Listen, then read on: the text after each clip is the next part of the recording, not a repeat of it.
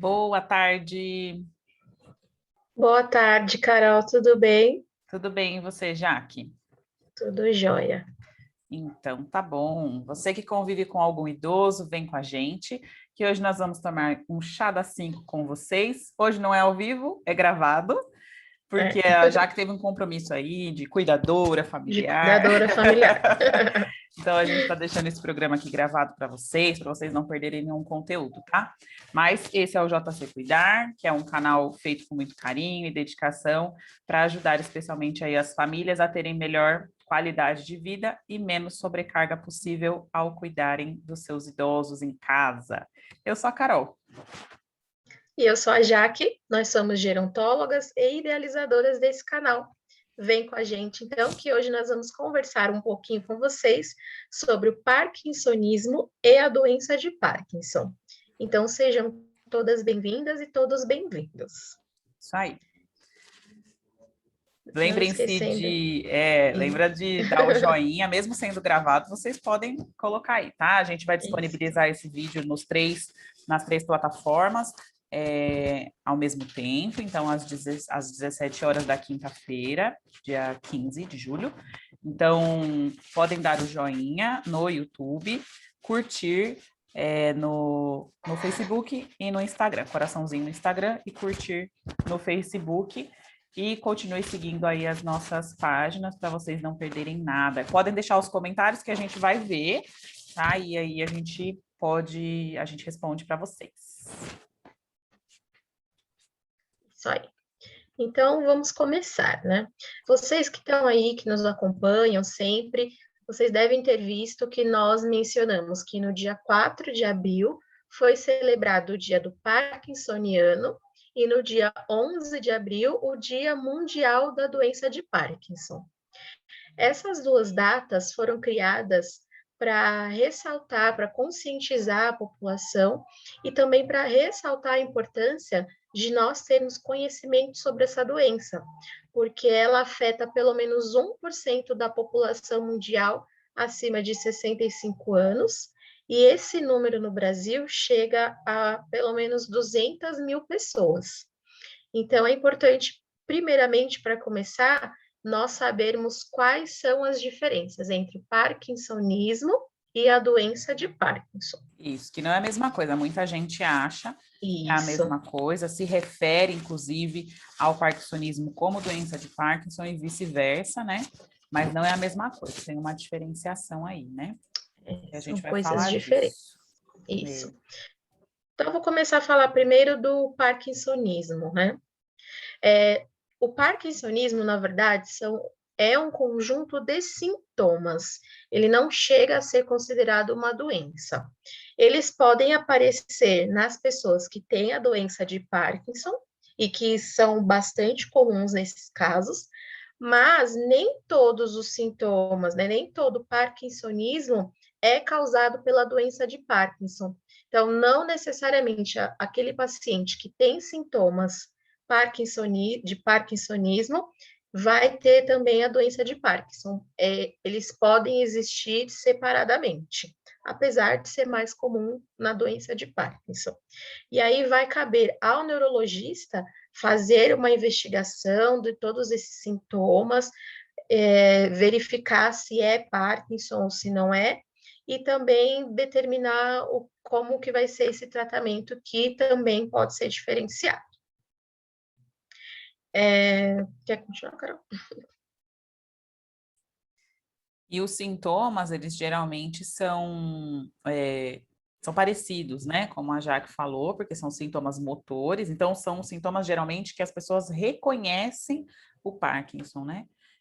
Mas aí os sintomas do parkinsonismo, eles são geralmente a lentidão de movimentos, que se chama bradicinesia, e a rigidez, né, o tremor de repouso, que é quando a pessoa está parada, ela treme, né, os membros, e também a instabilidade postural, né, na marcha, que aí quando a pessoa anda, ela tem essa instabilidade mesmo, né? E alguns exemplos de medicamentos para... alguns exemplos, né, do que pode causar esse parkinsonismo são alguns medicamentos, como, por exemplo, alguns medicamentos que servem para a esquizofrenia, por exemplo, eles podem deixar o idoso, né, lento e rígido, né? Então, não é um parkinsonismo, né? Por isso que tem que ter essa investigação que a Jaque falou, né? Então, por exemplo, a pessoa que toma esse medicamento, inclusive tem uma pessoa que acompanha a gente aí, que já comentou sobre isso comigo, que o pai, ele toma medicação para esquizofrenia e tinha uma grande desconfiança aí de De Parkinson ou de Parkinson. parkinsonismo. Mas, ó, fica atenta aí, hein? Pode... Depois eu te conto, Jaque. Tá bom. Vamos expor a pessoa aqui.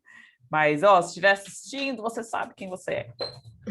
E o pai toma, né, medicação para esquizofrenia e ele tem, né, alguns sintomas aí de rigidez, lentidão, tremores. Então, não é um parkinsonismo nem Parkinson, é efeito colateral da medicação, tá? Então, por isso que tem que ter Por essa isso que precisa investigação. investigar. Pode ser? Pode ser parkinsonismo, pode ser Parkinson associado, né, a essa outra doença, por exemplo, a esquizofrenia, mas pode não ser, então tem que investigar bem certinho, né, para saber se é ou não, tá? Isso. E além dos medicamentos, o parkinsonismo também pode ser causado por uso de drogas, traumas, lesões e até por quadros infecciosos. Então, precisa mesmo de uma investigação. Para saber o que realmente é, né? É.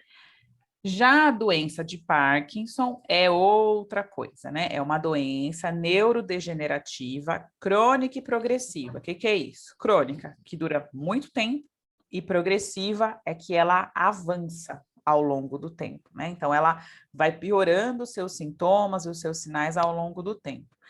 E não tem como reverter, né, esse quadro. E ela afeta os movimentos e a coordenação motora, e isso acontece exatamente por causa dessa degeneração, né, de uma parte do cérebro que acaba por diminuir os níveis de dopamina, que é um neurotransmissor que é responsável exatamente pela movimentação, né? As células se comunicam e enviam essa mensagem de que o corpo precisa se movimentar de uma maneira correta. E aí a diminuição desse neurotransmissor faz com que a pessoa tenha os movimentos aí como que não respondam, né, da maneira correta esses movimentos, né? E aí começam aí a aparecer esses sintomas motores. E apesar de não ter cura, a doença de Parkinson, ela não é fatal, né? Não é ela que leva à morte do paciente, não. Existem até algumas pesquisas, né, que falam aí de cirurgia, né, para diminuir esses sintomas, mas são aí coisas bem restritas, né? Em alguns países aí de primeiro mundo acabam fazendo essas cirurgias que aumentam aí esse nível de dopamina por um tempo, e aí a pessoa melhora um pouco, fica mais um tempo com uma certa melhora, mas a progressão da doença, ela é certa, tá? Não, É inevitável. infelizmente ainda não tem cura, não. É. O diagnóstico da doença de Parkinson, então, também precisa de uma avaliação médica. Geralmente é um neurologista, às vezes pode aí vir do geriatra com encaminhamento para o neuro, mas o médico ele deve pedir exames que ele julgar necessário e também fazer a exclusão de outras doenças. Assim como nós falamos ali atrás sobre os sintomas do parkinsonismo, então o médico precisa excluir outras doenças que podem estar causando esses sintomas, para aí sim dizer se é Parkinson ou se não é. E aí é importante também o papel do cuidador familiar nessa história, porque ele pode observar vários sinais que podem ser indicativos da doença de Parkinson, e aí fazer esse relato para o médico que está fazendo o acompanhamento. Então, alguns exemplos de sinais indicativos. São as alterações nos movimentos, com lentidão geral na realização das tarefas e atividades diárias.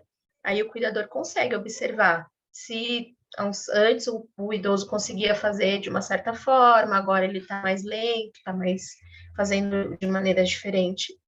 Também é importante observar as expressões faciais. Então, essas expressões que a gente faz, sorrir, levantar a sobrancelha, fazer cara de bravo, emburrado, todas essas expressões que a gente Já que acho que faz. você vai ter que fazer de novo as caretas, porque travou. Ai, bem na hora da careta. Bem na hora das caretas, travou. Tá meio lenta. Eu não sei se é a minha ou se é a sua. Vou fazer de novo. Eu também não sei. Pode ser as Vou duas, fazer de novo. inclusive. Então, as expressões faciais que a gente faz de sorrir, levantar a sobrancelha. A Carol levanta uma só, eu não consigo. Ah lá, eu não consigo. Aquela ficar assim, emburrado, cara fechada. Essa eu Todas também sei essas. fazer bem. Faço o bico, inclusive. Todas essas a ausência dessas expressões que são tão importantes para a gente, né? Também pode ser um indicativo. Diminuição no balanço dos braços. Esse balanço ele ajuda até no nosso equilíbrio, né? Na passada, né? Na nossa passada. Isso.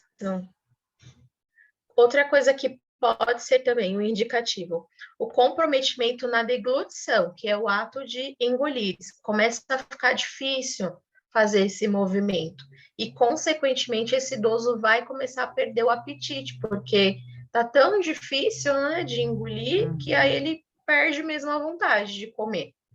Alterações na fala, constipação constante, e infecção urinária ou também urgência urinária. A gente já falou sobre a urgência urinária aqui em uma das nossas lives, que é aquele precisa ir ao banheiro correndo ali de última hora e às vezes acaba não dando tempo de chegar ao banheiro e acaba se molhando, né? Isso.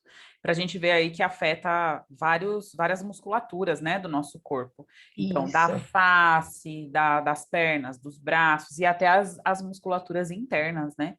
Por isso que é importante, né, como daqui da deglutição são musculaturas internas, o intestino, a bexiga também são musculaturas internas, né? Então, ela realmente afeta aí todo o movimento do nosso corpo. E essas alterações, tanto motoras, né, quanto as não motoras, né, que, por exemplo, a alteração na fala, a perda do apetite, né, por exemplo, elas podem resultar em um declínio da autonomia do idoso e da independência também, devido ao aumento aí da incapacidade, né, e das limitações funcionais que vão aparecendo, né.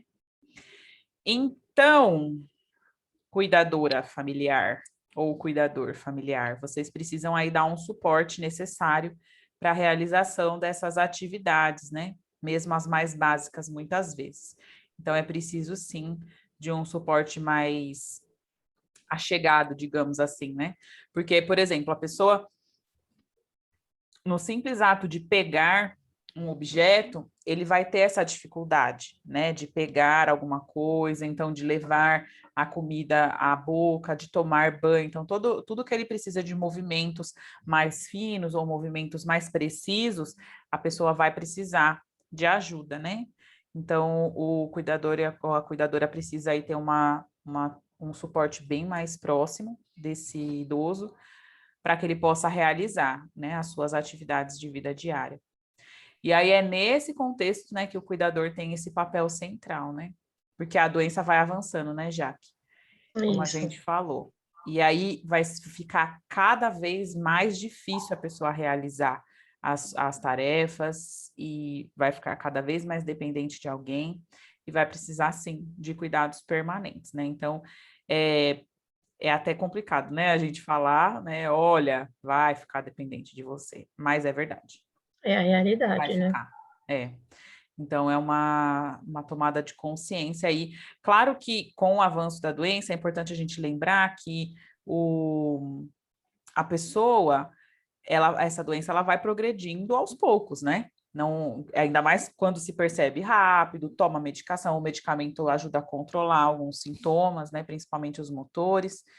E aí não precisa se fazer as coisas logo de início, né, para o idoso. Então, vai tentar preservar, né, a autonomia e a independência dele o máximo possível, Que de uma for forma mais possível. prolongada possível, né? Uhum. Mas ele vai sim se tornar cada vez mais dependente de você para realizar as atividades, né? E os tremores, que eu acho que são, acho que é a característica principal que todo mundo Uhum. mais comenta e mais teme também a respeito da doença de Parkinson, eles vão, por exemplo, afetar a capacidade desse idoso de fazer um movimento básico, que é levar o garfo ou a colher à boca, né, de fazer a sua higiene em algum momento. Para homem que faz a barba, por exemplo, Uhum. não vai conseguir fazer, para ir ao banheiro também. Então, por isso que a gente também acredita que precisa mesmo, né, de uma melhor capacitação para os cuidadores, para as cuidadoras familiares, e que precisam que vocês, né, precisam também desse apoio, porque vocês vão precisar estar preparados tanto na teoria, né, na prática, mas também emocionalmente, para poder auxiliar esse idoso e também para mostrar para ele algumas estratégias para que mesmo que para que ele mesmo continue fazendo as suas tarefas de maneira adaptada, que seja de maneira mais lenta, que seja, mas que ele não perca totalmente essa independência e que ele Sim, possa, como a Carol falou, prolongar ao máximo o tempo que ele consegue ser totalmente independente. é isso mesmo. E claro, né, o cuidador familiar, ele é o elemento principal, o elemento chave, né, do cuidado, né, do idoso, uma vez que ele é um cuidador principal, mas ele precisa dar, né, esse suporte, porém ele tem sim a ajuda de outros profissionais, né? Ele tem a ajuda dos profissionais da saúde, né? Pode ter ajuda de um cuidador e tudo mais. Mas aí ele ajuda nessa questão de orientação, de criação de estratégia, como a Jaque falou. E quando o tratamento ele é realizado de forma correta e com o conhecimento necessário, é certo, gente, que ele vai ser muito eficaz. Ele vai ter uma melhor qualidade de vida, mesmo com limitações, né? Ele vai aprender a conviver com as limitações motoras, até mesmo fazendo, né, as terapias, a fisioterapia, a terapia ocupacional são muito importantes, até a terapia psicológica, né, também é importante aí para todo mundo, tanto para o idoso quanto para o cuidador familiar, Uhum. mas que esse controle de sintomas ele pode ser aí mais eficaz, né, quando tem esse conjunto de ajuda, né, essa ajuda conjunta, né, que é o cuidador familiar, com a ajuda dos profissionais também e do próprio idoso, né? Então a gente consegue perceber aí uma melhor qualidade de vida de todos os envolvidos. Isso aí. Então, a gente pensou em listar aqui para vocês as principais atividades que a cuidadora familiar de um idoso com Parkinson vai precisar estar apta e pronta para realizar. Então, a primeira delas que a gente listou aqui é justamente essa de dar o suporte no dia a dia. Então, a cuidadora precisa saber e precisa estar preparada de que o idoso que tem doença de Parkinson vai fazer as suas atividades de uma maneira mais lenta, tanto por conta aí dos sintomas motores, mas também por causa da fadiga, do cansaço, porque ela também é um dos sintomas da doença. Então, é importante ficar por perto, dar o suporte que ele precisar, mas também incentivando o idoso a descansar logo em seguida que ele fizer alguma atividade.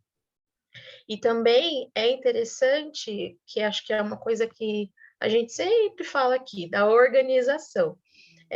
Incentivar e ajudar o idoso a organizar as tarefas dele de uma maneira que ele não acumule muitas tarefas cansativas no mesmo dia. Então, por exemplo, digamos que é um idoso que goste de mexer com as plantas lá da jardinagem. Então, ele vai tirar um dia só para fazer isso.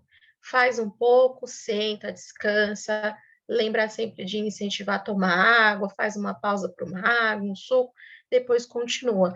E aí, a hora que finalizar, não vai fazer mais nenhuma outra atividade, porque apesar de ser uma atividade leve, ele vai sentir de maneira mais intensa um pouquinho de cansaço, de fadiga. Então, assim como para a cuidadora, a organização é importante para o idoso também.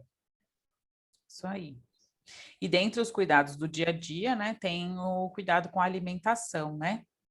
Que é muito comum, né, como a gente falou, que esses pacientes eles tenham aí perda de apetite, dificuldade na deglutição, e isso vai interferir diretamente no peso, né? Aí o idoso acaba ficando mais magro, emagrecendo demais por causa disso, e aí por isso que é importante ter aí um acompanhamento nutricional também, para que sejam identificadas, né, essa demanda, né, essas dificuldades do idoso, fazer um acompanhamento aí com fonoaudiólogo, com nutricionista, para que o idoso consiga deglutir de melhor maneira o seu alimento e também voltar a sentir prazer, né, na alimentação, comer o que ele gosta, o que ele consegue e de maneira regular, né, para que ele não perca peso e ele perdendo peso, piora os tremores pioram. Por quê? Porque diminui a massa muscular, né? Então, os músculos ficam mais fracos e aí o controle desses tremores, ele acaba piorando, né? Então, por isso que tem que ter também um acompanhamento nutricional aí com o idoso com Parkinson. E aí o cuidador precisa garantir, né, que essas refeições elas sejam completas, nutritivas, que da forma que for recomendada, né, pelo nutricionista. E sempre lembrar de informar, né, o profissional, esse daqui tava comendo isso, agora não tá mais, está reclamando disso, daquilo, enfim, essa observação, né, do paciente é bem importante para que o profissional consiga adaptar a alimentação do idoso da maneira que seja necessária. Isso. Outro ponto importante é a questão dos cuidados com a higiene. Como eu falei, os tremores eles vão dificultar o idoso de fazer a sua higiene pessoal sozinho. Então, o cuidador vai precisar ajudar, vai precisar descobrir estratégias que funcionem de acordo com o perfil de cada idoso. Tem idoso que não vai se importar de você ir lá e fazer a barba dele, mas tem aquele que vai falar: não, eu quero fazer a minha barba. É verdade. E aí, né? Você precisa arranjar um jeito de deixar esse idoso fazer a barba De dele, repente, mas sempre ali do adaptando, né, lado. o material, Isso. né? Tem, que eu pensei agora, né? Tem um material que você coloca nos talheres para facilitar para o idoso segurar. De repente, tentar adaptar para o aparelho de barba, né? Já ia falar a marca, não pode. Que a gente fala aquele nome exatamente aquele nome como que a se gente fala é fosse o a marca. aparelho, mas não é O aparelho de barba, de aparelho barbear. de fazer barba. Tudo bem, se quiser falar marca e o povo patrocinar a gente aí, tá tudo certo. Tudo bem, não tem problema. Estamos abertas a propostas. Podemos fazer propaganda sim. Mas é isso aí, às vezes também, de repente, negociando, né, com o idoso, eu faço uma parte, você faz outra, enfim, né, a parte que fica mais próxima, né, da pele, que pode causar o corte, né, de repente auxiliar, né, enfim, negociação, né, tem que negociar aí com eles, né, Conversando que a gente se entende, já diz o conversando. ditado. É isso mesmo. Incentivar, né, a prática de atividade física também é muito importante, né, uma vez que a pessoa tem aí essa perda muscular, né, é muito fácil, e essa dificuldade motora, quanto mais se fortalecer fisicamente, o idoso, é melhor, né? Porque atividade física, na verdade, é importante para tudo, né? A gente vive falando aqui dela, o Beto é o nosso personal. Esse a gente faz propaganda, não precisa pagar. Aí ele não precisa pagar para a Esse gente, não. pode. O Beto é o personal JC Cuidar. Roberto Carneiro. Roberto Carneiro, sigam lá, personal trainer JC Cuidar. Brincadeira, ele não tem o JC Cuidar, mas ele é personal trainer, que daí sempre nos ajuda nas orientações de atividade física. E a gente vive falando disso, né, Jaque? Porque melhora a qualidade de vida, tanto do portador de Parkinson, quanto do portador de parkinsonismo também, da pessoa que apresenta parkinsonismo, quanto do cuidador, né? Então, vai melhorar a vida aí de todo mundo. E além de contribuir para essa mobilidade, né, tem a prevenção das atrofias, que isso é muito importante, porque quanto mais você movimenta o músculo, mais difícil vai ser ele enrijecer, né, e atrofiar. Então, é muito importante aí a atividade física para isso, né, na prevenção também, para que o idoso se sinta-se motivado, se sinta também melhor, né, fora a produção dos hormônios, que vai deixar a pessoa mais feliz, mais alegre, mais satisfeita, vai dormir melhor, né, também. Então, vai motivar aí de uma forma geral, além de ajudar na mobilidade, né? E aí a prática regular dessa atividade física vai gerar, né, todo esse bem-estar para todo mundo. Vamos todo mundo fazer atividade física. Eu ando subindo umas escadas aí. É importante. A gente precisa Eu danço. fazer. A Jaque anda dançando, gente. Dança, faz uns desafios aí. Eu ainda só tô subindo a escada. Eu burlei Parou o os desafios? desafio. Ai, Ai, esqueci um dia, esqueci dois, esqueci aí para já era. sempre. Tudo bem, continua dançando que tá tudo certo. Eu gosto. Incentive o pessoal 60 a mais aí. Né? Dar o apoio emocional também é parte das tarefas do cuidador familiar. Por quê? Porque, infelizmente, é muito comum que os idosos que têm a doença de Parkinson desenvolvam sintomas depressivos, irritabilidade, sentimentos de inferioridade. Tudo isso por quê? Por conta de todas essas limitações que a gente está contando aí para vocês que a doença causa. Então, o cuidador, né, a cuidadora familiar, deve estar atento e prestar esse apoio emocional, ter sensibilidade, ter empatia e acompanhar, procurar sempre que possível acompanhar os idosos nas suas atividades, para, enfim, estar ali junto, lado a lado e dar esse apoio, esse suporte. Até para a questão de isolamento, né, Jaque? Eita, que a minha internet está instável. Apareceu aqui. Sua internet está instável. Até para essa questão, né, de isolamento, da pessoa não querer se isolar, porque muitas vezes isso é muito importante. A gente já ouviu muitas pessoas portadoras de Parkinson e familiares de portadores de Parkinson falando que a pessoa não quer ir para os lugares. Não quer ir para o tratamento, não quer ir para casa de ninguém, não quer ir. Tudo bem que agora estamos na pandemia e não é para ir para casa de ninguém mesmo. Mas a pessoa não quer se socializar, porque ela tem vergonha. Tem vergonha. Porque ela não quer parecer que tem a doença, né? Ela não quer parecer que está piorando. Então, é muito importante dar esse apoio emocional aí para que a pessoa não se sinta dessa maneira, né? É verdade. E aí estimular, né? A gente precisa estimular o lazer, a interação social, porque mesmo que seja de maneira virtual, né? Essa interação com outras pessoas vai trazer qualidade de vida, vai promover esse amparo, né, ao idoso, além de ser aí ajudar imensamente nesse isolamento, né? Que a pessoa pode acabar desenvolvendo outros transtornos psicológicos, né? Como ansiedade, depressão, né? Até mesmo aqueles, como que chama, Jaque? síndrome do pânico, aqueles outros fobias, né, sociais também sim, pode ser desenvolvido porque a pessoa está se isolando, né, da sociedade, da comunidade da sociedade. sim. Importante também seguir as orientações dos profissionais da saúde. A gente precisa sempre ter em mente que tudo que é orientado tem um porquê. E seguir essas recomendações é fundamental para esse tratamento ser bem sucedido.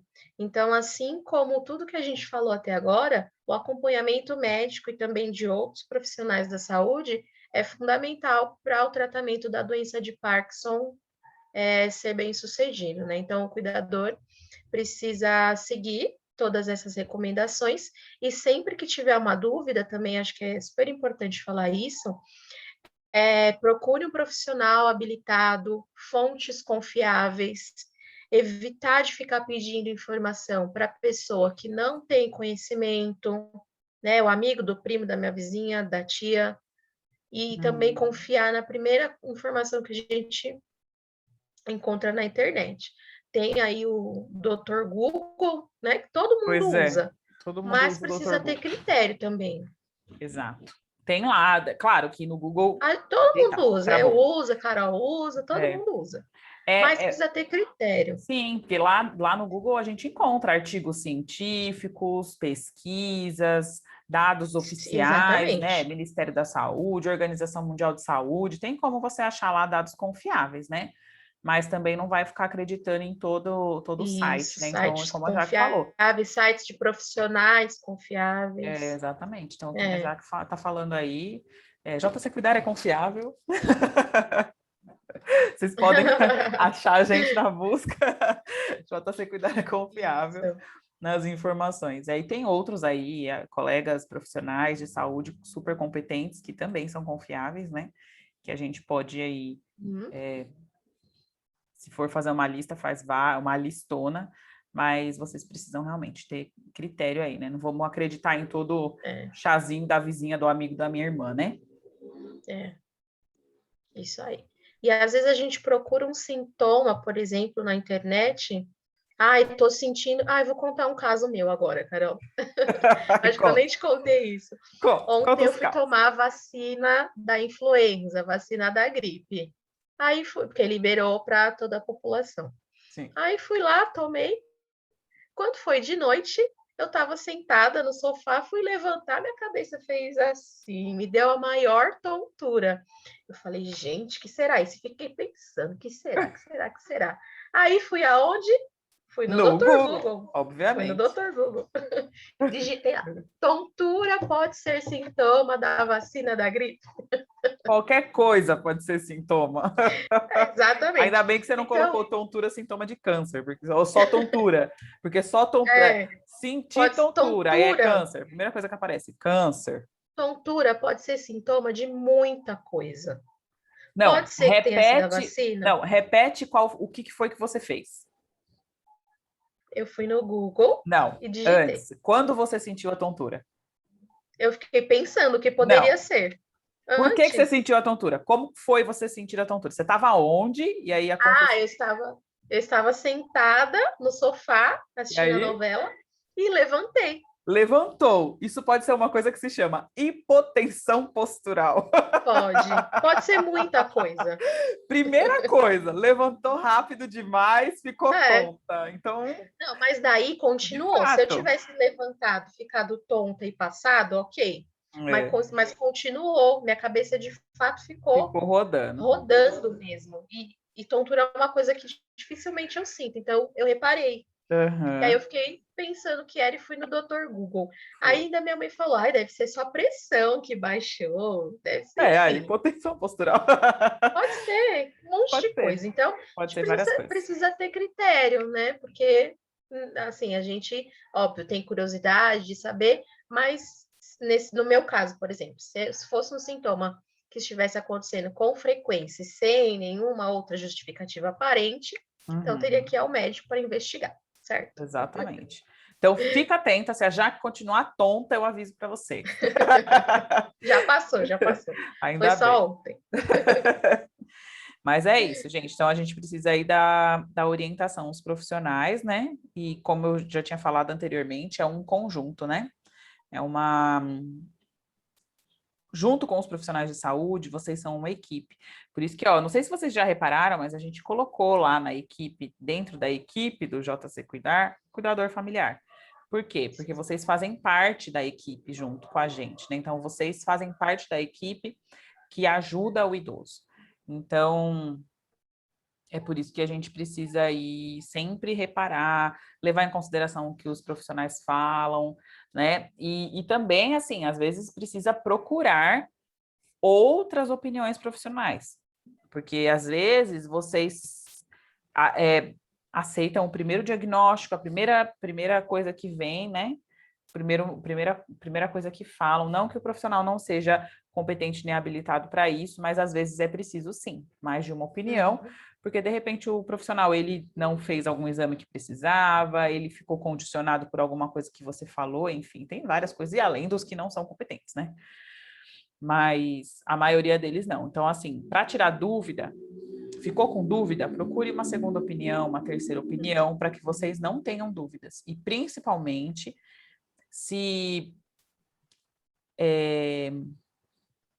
juntem àqueles profissionais que vocês confiam, né? Criem um laço de confiança com esses profissionais de saúde para que vocês tenham, né, uma relação, uma boa relação, uma relação de cumplicidade ali entre vocês e os profissionais e possam fazer essa troca de maneira saudável, né? É, isso aí. E profissional da saúde é uma coisa que dá para indicar, por exemplo. Então, eu passei num médico, sei lá, genericamente, assim, um geriatra, foi muito bom, atendeu meu pai direitinho, conversou, fez exame, foi bom. Aí você indica. Isso é uma coisa que você pode indicar, né?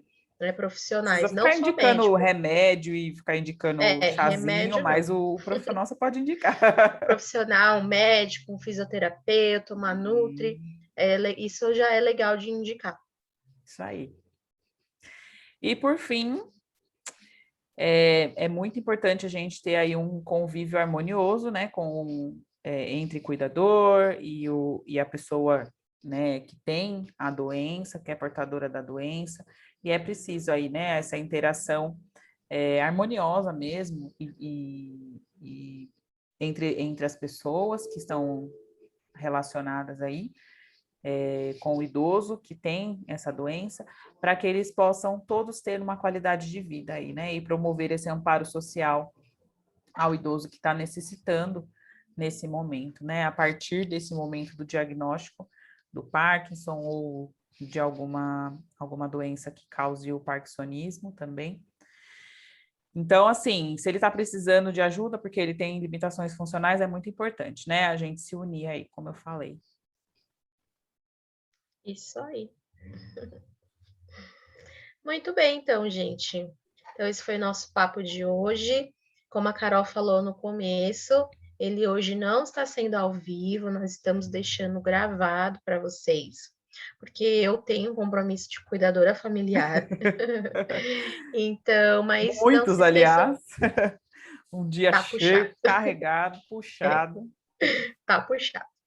Mas tudo bem, tá tudo certo. Então, se inscrevam aí no nosso canal do YouTube, deixe o joinha nesse vídeo.